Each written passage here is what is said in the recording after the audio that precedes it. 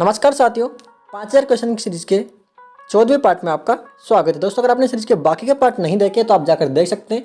Channel पर आपको playlist मिल जाएगी। साथियों, आज से 5 से 10 सालों में जितने भी ITI के टेक्निकल बैच के एग्जाम हुए उनमें जो क्वेश्चन आए हुए थे उन क्वेश्चनों को अपन यहाँ पर जो है एक सीरीज में लेकर आए हैं, जिसमें अपन यहाँ पर टोटल 5000 क्वेश्चन को यहाँ पर टारगेट किया हुआ है। दोस्तों, ये सभी क्वेश्चन आपको उन एग्जाम में हेल्पफुल होने वाले हैं, जैसे Delhi metro, Noida metro, Lucknow metro, Jaipur metro, Agra metro, साथ ही आपकी बिजली बोर्ड जो UPPCL और आपके JVNL, साथ ही आपके जो रेलवे के एग्जाम में लोको पायलट, जैसे जितने भी ITI के एग्जाम हैं उनमें आपको लिए बहुत ही हेल्पफुल होने वाली है। तो दोस्तों, शुरू करते हैं 14 पार्ट का पहला क्वेश्चन। नमस्कार साथियों, मैं इंद्रराज गौड़ स्वागत करता हूं आपके अपने YouTube चैनल ITI जॉब्स। तो पहला क्वेश्चन है दोस्तों, ये सभी क्वेश्चन आपके प्रीवियस ईयर के एग्जाम में आए हुए हैं। तो आप यहाँ पर देख सकते हैं, घरेलू विद्युत उपकरण ज़्यादातर किस वोल्टेज पर काम करते हैं। तो दोस्तों, आप यहाँ पर देख सकते हैं कि घरेलू जो उपकरण होते हैं अपने घरों में वो किस वोल्टेज पे काम करते हैं। तो आपका यहाँ पर राइट आंसर होने वाला है वो है 230 वोल्ट पे। ठीक है, तो अगला क्वेश्चन है आपका यहाँ पर,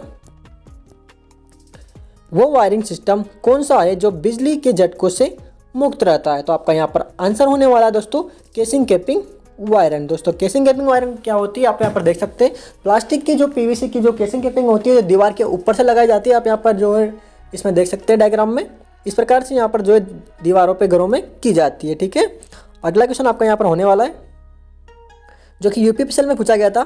ISI इंडियन स्टैंडर्ड इंस्टीट्यूट नियमों के अनुसार किसी लाइटिंग सर्किट में अधिकतम बार से ज़्यादा नहीं होना चाहिए। दोस्तों, अपने जो एक बार एक सर्किट है यानी कि अपना एक रूम है उसमें कितने किलोवाट यानी कितने वाट से जो है अधिक आपका जो है बार यानी कि लोड नहीं होना चाहिए। तो आपका जो है 800 वाट के से ज़्यादा नहीं होना चाहिए। आपका अगला क्वेश्चन है, किसी पावर सब सर्किट में, यहाँ पर क्या लिखा हुआ है, सब सर्किट में अधिकतर बार से ज़्यादा नहीं होना चाहिए। तो यहाँ पर किस लिए पूछा गया है, पावर के लिए। तो यहाँ पर पावर में कितना होना चाहिए आपका 3000 वाट से ज़्यादा नहीं होना चाहिए। अगला क्वेश्चन है, शीतगृह में खांचेदार जगह पर किस प्रकार की वायरिंग का उपयोग किया जाता है। तो यहाँ पर आपका राइट आंसर होने वाला है वो है आपका शीशा कवचित वायरिंग। दोस्तों, शीशा कवचित लेड कवचित वायरिंग जो होती है, लेड और शीशा से बनी वाली जो केबल होती है उस वायरिंग को किया जाता है ताकि वहाँ पर आपका जो है जो केबल होती है उस पर जो है स्क्रैच ना आए, उसको डैमेज ना करे, इसलिए वहाँ पर जो है कौन सी वायरिंग की जाती है, शीशा कवचित वायरिंग की जाती है। ऐसे स्विचों की कितनी संख्या होती है जिनका उपयोग CD के लाइटिंग सर्किट के लिए उपयोग किया जाता है। तो यहाँ पर आपका कितना आंसर होने वाला है दोस्तों, UPPCL ने पूछा गया है आपकी जो CD की वायरिंग होती है, जीने की वायरिंग, उसमें जो है 2 वे स्विच का यहाँ पर प्रयोग किया जाता है। तो वहाँ पर आपको 2 टू वे स्विच यहाँ पर लगाने होंगे। कितने, 2 टू वे स्विच। आप यहाँ पर डायग्राम में देख सकते हैं, इस प्रकार से इसका कनेक्शन होता है। ये 2 वे स्विच है जो यहाँ पर जो है इस प्रकार से इसका कनेक्शन किया जाता है। तो अगला क्वेश्चन है आपका, दोस्तों अगर आपको वीडियो अच्छी लग रही है या क्वेश्चन अच्छे लग रहे हैं तो आप जरूर लाइक कीजिए, कमेंट कीजिए। आपको कोई भी इसमें अपडेट करवाना है, किस प्रकार से समझाने में, कोई क्वेश्चनों में कोई अपडेट करवाना हो, क्वेश्चन ज़्यादा रखने हैं, वीडियो में कम रखने हैं, या फिर एक क्वेश्चन पे ज़्यादा टाइम देना है, या फिर सारे ऑप्शन जो इसके होते हैं ABCD उनको रीड करना है, तो आप इसमें कमेंट करके बताइए। अगर आपको अच्छा लग रहा है तो अच्छा के लिए बताइए, नहीं लग रहा है तो नहीं के लिए बताइए। कोई भी कमी है तो कमी बताइए ताकि उससे लिए अपन जो इसमें जो है अपडेट कर सकें। अगला क्वेश्चन है दोस्तों, किसी पावर वायरिंग प्रणाली में तांबा चालक का अधिकतम आकार से कम नहीं होना। दोस्तों, यहाँ पर किसके लिए पूछा गया है, पावर के लिए। तो आपका राइट आंसर कितने वाला है, 1.5 mm² से यहाँ पर कम आपका तार नहीं लेना है आपको किसी पावर वायरिंग में। आपको पावर सर्किट यानी कि पावर सर्किट में क्या आता है, हीटर आता है आपका, और दूसरा क्या आता है, गीजर। इस प्रकार से जो होते हैं 1000 वाट 2000 वाट है ना, तो उसमें आपका क्या होना है, 1.5 mm² से कम आपका वायर नहीं होना चाहिए कॉपर का। ठीक है, अगला क्वेश्चन है, वायरिंग का सबसे सस्ता और आसान तरीका क्या होता है। दोस्तों, सबसे सस्ता और आसान तरीका कौन सा होता है। तो आपका यहाँ पर राइट आंसर होने वाला है वो है आपका क्लिट वायरिंग। दोस्तों, क्लिट वायरिंग क्या होती है आप डायग्राम में देख सकते हैं, ये जो है दीवारों पर जो है क्लिप लगाकर की जाती है। ठीक है, तो बहुत ही सस्ती और सरल होती है। अगला क्वेश्चन है आपका, प्रकाश व्यवस्था उपकरणों वाले टर्मिनल बनाने के लिए किस सामग्री का उपयोग किया जाता है। दोस्तों, कौन सा प्रकाश व्यवस्था टर्मिनल बनाने के लिए। तो यहाँ पर आपका जो राइट आंसर होने वाला है वो होगा आपका पीतल के। ठीक है, सोने के नहीं बना सकते, सोने के चांदी के नहीं, प्लेटिनम के नहीं बना सकते। चांदी का क्या होता है, आपके जो आपने देखा होगा आपका घर का जो सॉकेट होता है उसमें 3 पॉइंट होते हैं। ठीक है, तो यहाँ पर जो इसके अंदर जो आपने देखा होगा मेटेरियल वो कहीं का होता है, पीतल का बना होता है। ठीक है, अगला क्वेश्चन, सीढ़ियों पर वायरिंग में किस प्रकार के स्विचों का उपयोग किया जाता है जहां एक लैंप को दो स्थानों या अधिक जगहों से नियंत्रित किया जा सकता है? ठीक है, किस प्रकार का स्विच होता है? तो यहाँ पर आपका राइट आंसर होने वाला है एक तरफा स्विच, मध्यवर्ती स्विच, पुल आउट स्विच या bell switch. Right answer C आपका। ठीक है, अगला क्वेश्चन है आपका यहाँ पर, एक समकक्ष में निम्नलिखित संस्थापन करने के लिए आवश्यकता है 6 लैंप के 3 पिन वाले 8 सॉकेट, 40 वाट के 10 ट्यूबलाइटें, 10 सीलिंग रोज और 5 एडजस्ट पेन्स।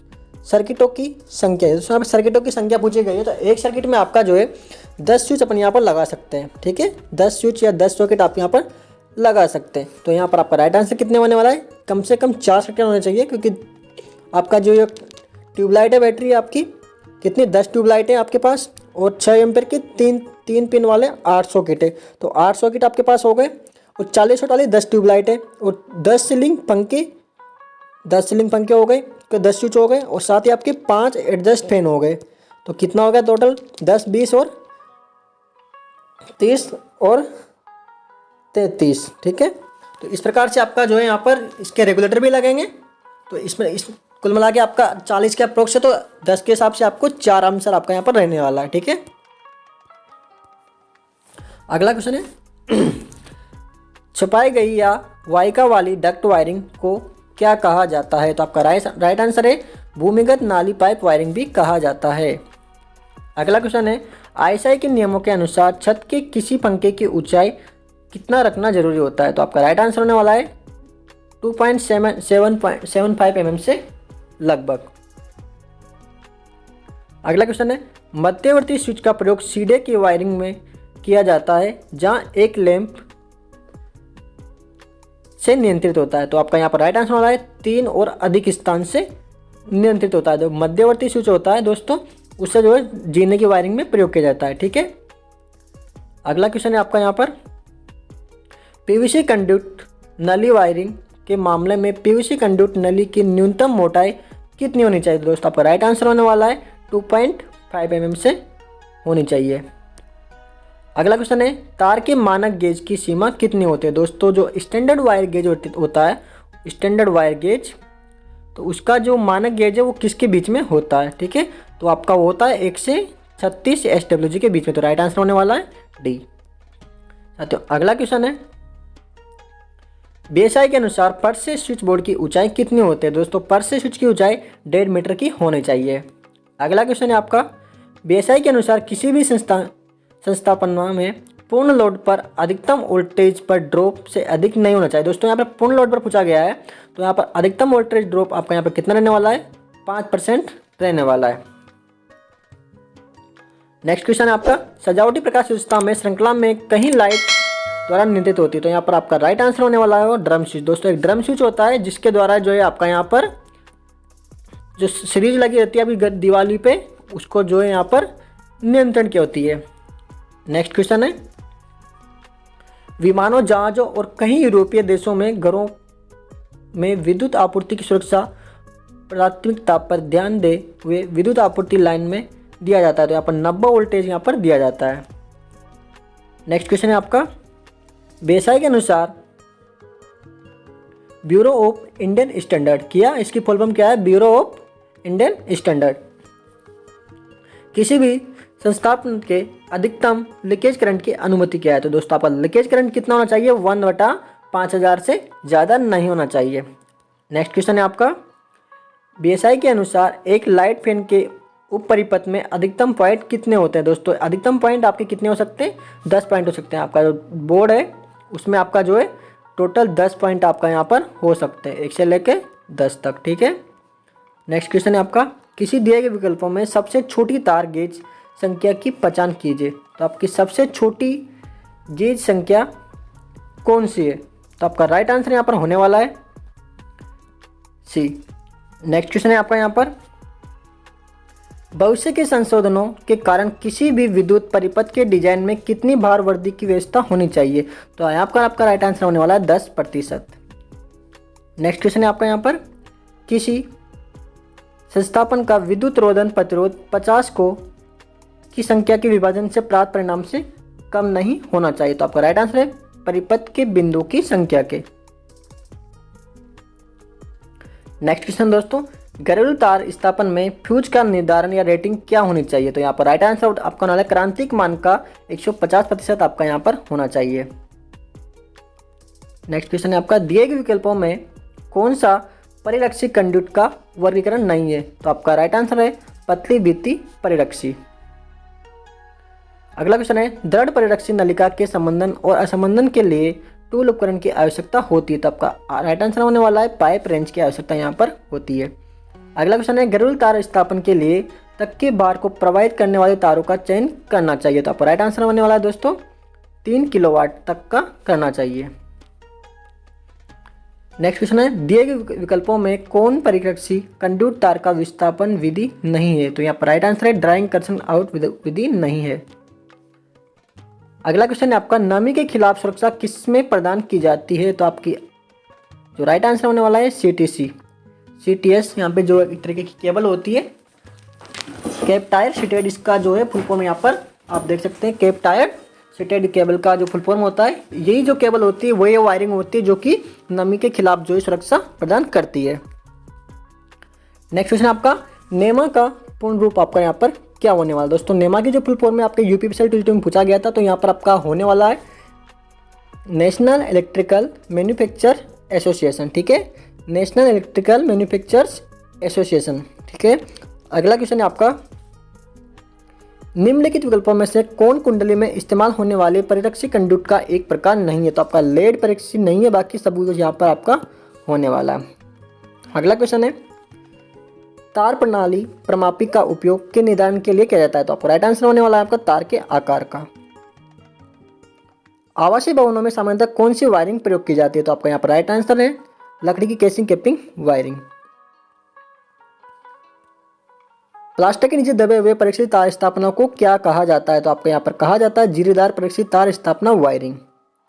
जीरी काटकर जो बनाई जाती है इसलिए उसको वायरिंग कहा जाता है। अगला क्वेश्चन है आपका यहाँ पर, अंदर दबाने की विधियां तभी संभव है जब परिरक्षी की खड़ी लंबाई क्या होती है? तो आपके यहाँ पर छोटी और सीधी विधि होती है। ठीक है, अगला क्वेश्चन है, स्विच और एसेसरीज बक्सों को भू संपर्कित करने की जरूरत नहीं है यदि वो किस धातु से बने होते हैं? तो आपका यहाँ पर राइट आंसर होने वाला है PVC। अगर PVC प्लास्टिक के बने हो तो उनको जो है अर्थिंग से कनेक्ट करने की जरूरत आपको यहाँ पर नहीं होती, क्योंकि वहाँ पर उनको उसमें जो है झटका नहीं लगता लीकेज करंट होने पर। अगला क्वेश्चन है, 2 पिन सॉकेट और 3 और पिन का तब उपयोग किया जाता है जब एसेसरीज दोहरी इंसुलेटेड हो। ठीक है, 2 पिन सॉकेट और पिन का तब उपयोग किया जाता है जो वहाँ पर आपका दोहरी इंसुलेटेड हो, यानी कि अलग से उसका जो है अर्थिंग किया हो। अगला क्वेश्चन है, जब कपलर्स, बैंड, जंक्शन बॉक्स और टीज का उपयोग किया जाता है तो सैडल में AC फिटिंग्स के केंद्र से सेमी की दूरी तक होनी चाहिए? तो आपका राइट आंसर होने वाला है 30 सेमी आपका कम से कम होना चाहिए। राइट आंसर होगा 15 एम्पीयर रेटिंग से अधिक रेटिंग वाले आउटलेट को किस तरह से जोड़ा जाता है? तो आपका राइट आंसर होगा एक DP स्विच से डबल पोल स्विच से जोड़ा जाता है। अगला क्वेश्चन आपका, किसी लैंप होल्डर के जमीन से स्तर से कम कितना होना चाहिए? दोस्तों कोई भी होल्डर है, कोई बल्ब है आपका रूम का, तो आपका जमीन से कम 2.5 मीटर ऊपर होना चाहिए। अगला क्वेश्चन है, निम्नलिखित में से कौन सी सबसे सुरक्षित वायरिंग है? नोएडा मेट्रो में पूछा गया था, तो आपका है कंसील्ड कंडक्ट पाइप वायरिंग, जो कि ज़मीन के अंदर होती है और दिखाई नहीं देती है। ठीक है, बिल्कुल आपको बिल्कुल जो मॉड्यूलर जो फिटिंग होती है वो इसी तरीके से होती है, इसी को कंसील्ड कंडक्ट पाइप वायरिंग कहा जाता है और देखने में भी सुंदर लगती है। अगला क्वेश्चन है, न्यूट्रल हेतु पाइप में प्रयुक्त तार का रंग क्या होता है? दोस्तों बहुत ही सिंपल क्वेश्चन है, इस क्वेश्चन का जवाब आपको कमेंट बॉक्स में बताना है कि कौन सा तार आपको जो यहाँ पर न्यूट्रल के लिए प्रयोग किया जाता है। अगला क्वेश्चन है, जब किसी स्थापन में 10 एम्पियर का प्रवाह रिसाव लीकेज धारा हो तो प्रवाह को निम्नलिखित में से किससे अधिक नहीं होना चाहिए? तो आपका राइट आंसर होने वाला है 2 मिली एम्पियर से अधिक नहीं होना चाहिए। अगला क्वेश्चन है, एक 4 पोल एकल परत लैंप वाउंड लैंप आर्मेचर समांतर पदों की संख्या कितनी है? दोस्तों आर्मेचर है, उसमें जो पोल है वो कौन सा लैंप वाउंड है? लैंप वाउंड उसमें वायरिंग की हुई है, यानी कि जो वायरिंग है उसमें, तो उसमें आपका जो है पोल की संख्या कितनी होना है? दोस्तों यहाँ पर 4 होने की। लैंप वाइंडिंग में जो पोल की संख्या होती है वो पोल उसके बराबर होती है। ठीक है, समांतर पदों की संख्या के बराबर। तो अगला क्वेश्चन है आपका यहाँ पर, इलेक्ट्रिकल वायरिंग सिस्टम में क्या होता है? दोस्तों यहाँ पर राइट आंसर आपका यहाँ पर होने वाला है इलेक्ट्रिक लोड हमेशा समांतर में जुड़े होते हैं। ठीक है, सीरीज में नहीं जुड़े होते हैं आपके इलेक्ट्रिकल वायरिंग। निम्नलिखित से कौन सा लचीला प्लास्टिक या सिल्क के कवर की गई तार के माध्यम से पेंडेंट लैंप को इंस्टॉलेशन के साथ जोड़ने के लिए उपयोग किया जाता है? तो आपका यहाँ पर राइट आंसर होने वाला है फ्यूज। अगला क्वेश्चन है, आई नियमों के मुताबिक, इंडियन इलेक्ट्रिसिटी नियमों के मुताबिक लाइट और पंखे के लिए एक परिपथ में से अधिक कुल लोड नहीं होना चाहिए। तो आपको अपन इस क्वेश्चन को पहले ही पढ़ चुके हैं, तो इसका आपको जो जवाब कमेंट बॉक्स में बताना है। ठीक है, कौन सा यहाँ पर राइट आंसर आपका होने वाला है। अगला क्वेश्चन है, एक घर में 16 लाइटें 8 पंखे का लोड है। कितने? 16 लाइटें और 8 पंखे का लोड है। भारतीय मानक संस्थान के अनुसार दिए गए लोड के लिए आवश्यक सब सर्किट की न्यूनतम संख्या कितनी होनी चाहिए? तो आपको यहाँ पर कितनी होनी चाहिए दोस्तों? होनी चाहिए 3, क्योंकि अगर आप इसको जोड़ेंगे तो 24 होते हैं पॉइंट अपने, तो उस 24 पॉइंटों के लिए आपको कम से कम 3 सब सर्किट आपको यहाँ पर देने होंगे। ठीक है, नेक्स्ट क्वेश्चन है आपका, विद्युत कार्य के लिए सामान्यतः विनिर्देशों के लिए स्विच रूम के लिए पसंदीदा स्थान इनमें से कौन सा होना चाहिए? तो आपको ग्राउंड फ्लोर पर प्रवेश द्वार के पास। दोस्तों गेट में अंदर जाते ही पहले आपका यहाँ पर सबसे पहले कौन सा होना चाहिए? स्विच बोर्ड होना चाहिए। ठीक है, अगला क्वेश्चन है, 2 अनुरूप 3 page induction motor 400 volt 50 hertz output से जुड़े हुए हैं। यदि मोटर 400 आरपीएम पर चल रही तो मोटर 950 आरपीएम पर चल रही हो तो क्या होगा? तो आपका यहाँ पर क्या आंसर होने वाला है दोस्तों? मोटर 2 मोटर 1 की तुलना में एक उच्च स्लिप रखेगी यहाँ पर। ठीक है, तो राइट आंसर आपका कितने होने वाला है? ए। नेक्स्ट क्वेश्चन है, किस प्रकार की वायरिंग अत्यधिक टिकाऊ होती है और यांत्रिक स्थिति से कम प्रभावित होती है? तो आपको यहाँ पर राइट आंसर होने वाला है कंडक्ट वायरिंग, क्योंकि ये पाइपों के अंदर होती है, इसलिए जो है इसका बाहरी प्रभाव, इस पर बाहरी वातावरण का प्रभाव बहुत ही कम पड़ता है। अगला क्वेश्चन आपका यहाँ पर, क्लिट वायरिंग में खांचे बने होते हैं। तो आपका यहाँ पर पोर्सलिन के बने होते हैं। अगला क्वेश्चन है, आईएसआई के अनुसार विद्युत वाटर हीटर के ढांचे एवं संयोजन केबल के बीच इंसुलेशन प्रतिरोध कितना होना चाहिए? तो आपका राइट आंसर होने वाला है 1 मेगा ओम्स तो होना ही चाहिए। अगला क्वेश्चन है आपका यहाँ पर, निम्नलिखित में से कौन 50 एम्पीयर करंट धारा को प्रवाहित करने के लिए उचित तांबे का तार होना चाहिए? तो आपका राइट आंसर यहाँ पर होने वाला है, वो होने वाला है 16 mm स्क्वायर की केबल आपको कम से कम लगानी होगी यहाँ पर। अगला क्वेश्चन है, लाइट सर्किट फ्यूज बोर्ड का सही प्रतीक चुनें जो बिना स्विच वाले मुख्य फ्यूज को दर्शाता है। तो आपका यहाँ पर राइट आंसर होने वाला है, सीटीसी वायरिंग प्रणाली में सीटीएस का अर्थ क्या है? तो यहाँ पर आपका राइट आंसर वाला है cap tyre sheet. Cap tyre sheet question है। अगला क्वेश्चन है आपका, निम्नलिखित में से कौन सा उपकरण एक मोटर को गलत वोल्टेज स्तर प्राप्त करने से बचाता है? तो आपका यहाँ पर राइट आंसर है फेज अनुक्रम डिटेक्टर, जो है गलत, जो आपकी मोटर होती है उसको उल्टा घूमने के लिए बचाता है। कौन सा? फेज अनुक्रम। अगला क्वेश्चन है, वायरिंग में प्रयुक्त चालक का होना चाहिए। तो आपका यहाँ पर राइट आंसर वाला है कॉपर का होना चाहिए वायरिंग करने के लिए तार आपका। ठीक है, अगला क्वेश्चन है, बोर्ड पर ड्राइंग शीट को स्थिर करने के लिए निम्नलिखित में से क्या प्रयुक्त नहीं किया जाता? तो आपका राइट आंसर वाला धागे प्रयुक्त नहीं किए जाते हैं। अगला क्वेश्चन है, बेटन पर टीआरएस केबल के लिए प्रयुक्त किया जाता है। तो आपका राइट आंसर है कम वोल्टता के लिए टीआरएस केबल प्रयुक्त की जाती है। तो बराबर सीटेड, किसी बेडरूम में कितने सॉकेट लगा सकते हैं? तो आपका राइट आंसर वाला है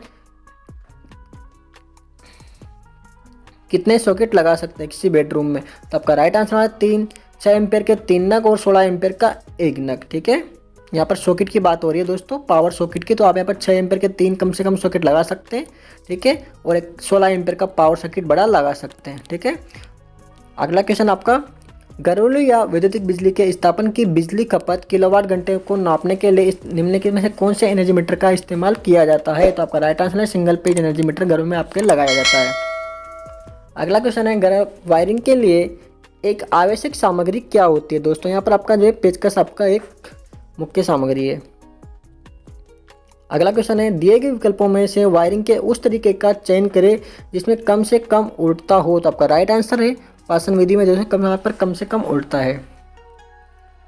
अगला क्वेश्चन है, बल्बों की एक श्रृंखला सेट में प्लेसर का कार्य क्या होता है? दोस्तों आपका बिना रोशनी के सर्किट को बनाना और तोड़ना। नेक्स्ट क्वेश्चन है आपका, पर्स और बिजली के स्विच के बीच मानक ऊंचाई कितनी होती है? दोस्तों पर्स और बिजली के स्विच के बीच में आपको जो है मानक ऊंचाई 48 इंच की तो होनी चाहिए। अगला क्वेश्चन आपका, किस प्रकार की वायरिंग सबसे लोकप्रिय, सबसे मजबूत और सबसे अधिक उपयोग किया जाता है? दोस्तों आपका राइट आंसर नमस्कार साथियों, मैं इंद्रराज गौड़ स्वागत करता हूं आपके अपने YouTube channel ITI jobs IG पर।